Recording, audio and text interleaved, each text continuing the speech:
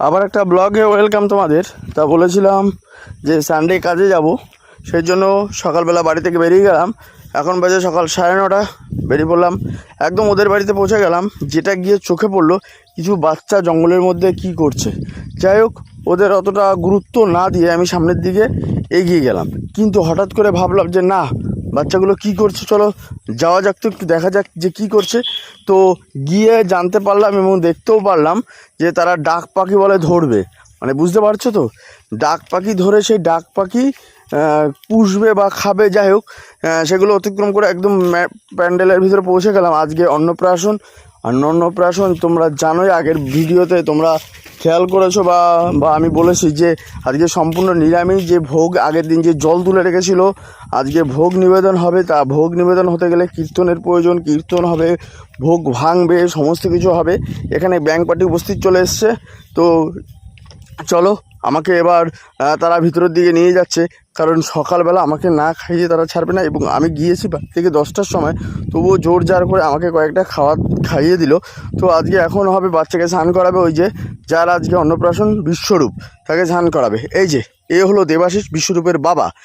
এবং আমার বন্ধু, ভালো একটা বন্ধু, ছোটোবেলা থেকে আমরা একসাথে পড়াশোনা করেছি। যাই হোক, আজকে তার ছেলের অন্নপ্রাশন। তো চলো, এবং অন্নপ্রাশন ব্যাপারটা ঠিক ইউনিক। আজকে যেটা তোমাদের কাছে বলবো, মানে অন্যান্য অন্নপ্রাশনগুলো কি হয়, গান বাজনা হাবি অনেক কিছু চলে, নাচা গানা, বেলুন, ডেকোরেশন, কিন্তু আজকের ব্যাপারটা সম্পূর্ণ অন্যরকম। এই একটা সম্পূর্ণ অন্যরকমভাবে আজকে অন্নপ্রাশন দেবে, মানে নাম কীর্তনের মাধ্যমে, ভোগ নিবেদনের মাধ্যমে অন্নপ্রাশন দেবে, সম্পূর্ণ নিরামিষ। এটা আমার কাছে অন্যরকম লেগেছিল, যেটা আগের ব্লগ ভিডিওতে তোমাদের কাছে শেয়ার করেছিলাম যে এ ধরনের কাজ আমি প্রথমবার করেছি, সেই জন্য। আর এটা তো আরও অন্যরকম লাগছে। এই দেখতে পাচ্ছ আজকের ফটোশ্যুট, মানে আজকে যে ভিডিও হবে এই নিকনের এই ক্যামেরাটা দিয়ে। তো আজকে আরেকটা কথা বলে রাখি, প্রচণ্ড গরম ছিল, আর পাখার হাওয়া যেন গায়েই লাগছিল না।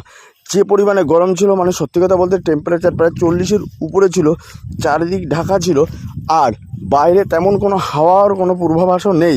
সেই জন্য একদম দম ধরার মতন খুব কষ্ট হচ্ছিল গরমে। শুধু আমার নয়, প্রত্যেকেরই একদম জ্বালাপোড়া একটা গরমের মধ্যে দিয়ে কাজ করতে হচ্ছে। কী আর করা যাবে, কিন্তু কাজটা তো আমার কমপ্লিট করতে হবে। যাই হোক, এদিকে মাইকের আওয়াজ, এদিকে গরম, আর এদিকে সব কিছু নিয়ে একেবারে বিরক্তকর একটা অবস্থা তৈরি হয়েছে। যাই হোক, যেটা মেন কথায় আসি, সেটা হলো কীর্তনের জন্য যে কীর্তনের আগের দিনে যারা নাম কীর্তন করেছিল তারা এসে উপস্থিত, আর অসাধারণ গান করছে। সেটা আগের ব্লগ ভিডিওটাই আমি জানিয়েছিলাম যে তাদের গানের গলা খুব ভালো। আর এখানে গানের গলাটা সত্যি খুব ভালো ছিল, মানে কি বলবো তোমাদের, মানে যতটা কম বলা হচ্ছে মনে হচ্ছে যেন ততটাই কম বলে ফেলছি।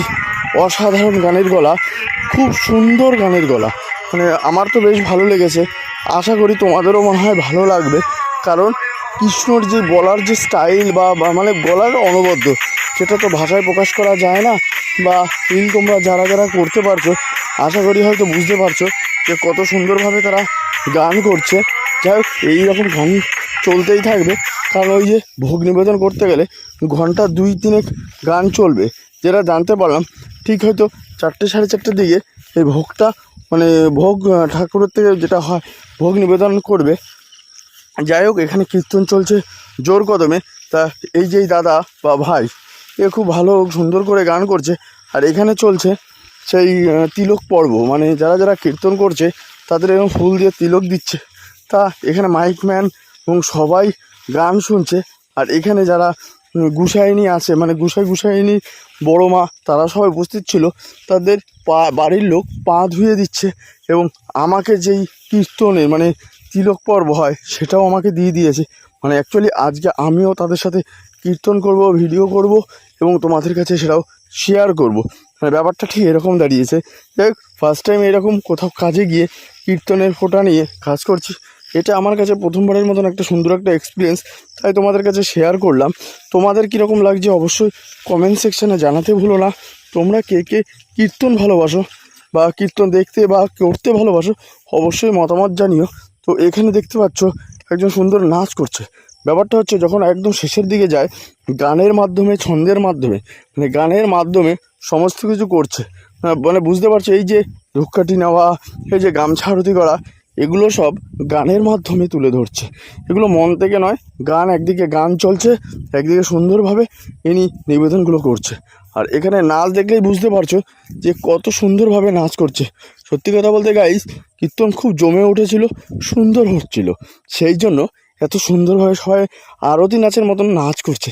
আমার তো বেশ ভালো লেগেছে, শুধু আমার নয়, বাড়িতে যারা যারা উপস্থিত ছিল প্রত্যেকেরই খুব সুন্দর লেগেছে।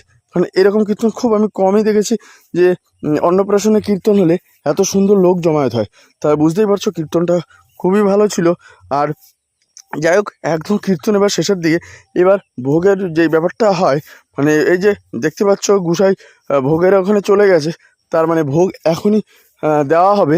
এবং ভোগে কি কি অ্যারেঞ্জমেন্ট রান্না করেছে, কি কি ঠাকুরকে নিবেদন করেছে, এই যে দেখতে পাচ্ছ রাধাকৃষ্ণ, আর ভোগের যে প্রসাদগুলো দিয়েছে সেগুলো দেখতেই পাচ্ছ। আর এখানে একদম শেষের পথে, শেষের দিকে নাচ অসাধারণ অসাধারণ। ইনি তো খুব সুন্দরভাবে নাচছিল। যাই হোক, এত গরম, এত কিছু এদের হার মানাতে পারেনি। তাই ভগবানের গান, কৃষ্ণের গান গরমকেও হার মানাতে পারে না। যাই হোক, সুন্দরভাবে সমস্ত কিছু হচ্ছে। বাইরে বেরিয়ে দেখলাম ঘোষবাবুর ফুচকা আছে, তাই ভাবলাম গরমে একটু টক জল যদি খাওয়া যায় তাহলে কিছুটা ক্লান্তি আসবে।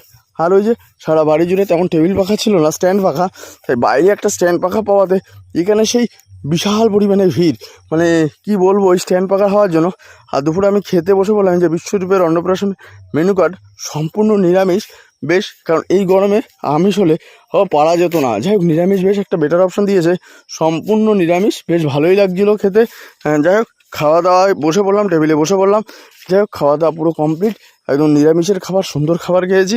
খেয়ে দিয়ে এবার বাইরের দিকে আসতে হবে, কারণ বাইরে একটু কাজ আছে। এসে দেখলাম যে সাঁওতাল নাচ করবে। তা অবশ্যই এই সাঁওতাল নাচটা সুন্দরভাবে একটা নাচ করেছে, সেটা আমি আরেকটা পার্ট করব। তাহলে কি করতে হবে, এই পার্টটা অবশ্যই একটা লাইক করো, কমেন্টস করো, শেয়ার করো। আর যদি ভালো লাগে অবশ্যই পেজকে ফলো করতে ভুলো না। আর কেমন লাগলো অবশ্যই জানিও, তোমাদের মতামতের অপেক্ষায় রইলাম। দেখা হচ্ছে পরের ভিডিওতে।